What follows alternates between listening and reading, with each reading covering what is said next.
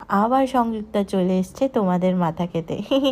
আজ সকালবেলা হঠাৎ করে দেখি কি সুন্দর গন্ধ ছাড়ছে রান্নাঘর থেকে।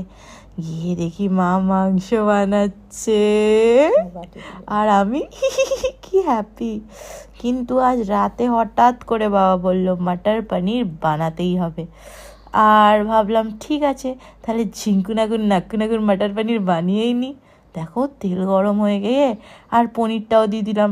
এত তাড়াতাড়ি ভিডিওটা কেন যাচ্ছে আমি জানি না। এখানে কিন্তু আমি গরম মশলা গুঁড়ো করছিলাম আর সেটাও দিয়ে দিলাম।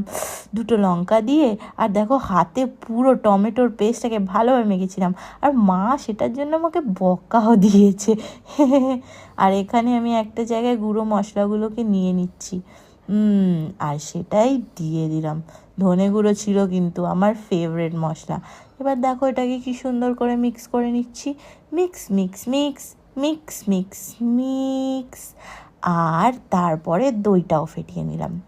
দেখো এবার এই দইটা কিন্তু আমি দিয়ে দেবো। এরপরে সেটাকেও মিক্স মিক্স মিক্স। একটুখানি জল দেবো। দেখো এটা আমি পাগল। তারপরে আরেকটু জল দিলাম আর চিনি আর নুন স্বাদ মতো বলতে হয় না, হ্যাঁ। আর এটা পনির দিয়ে একটু ফুটতে দিলাম আর এক্ষুনি দেখবে আমার তরকারি রেডি। ও মাই গড, ইয়াম্মি।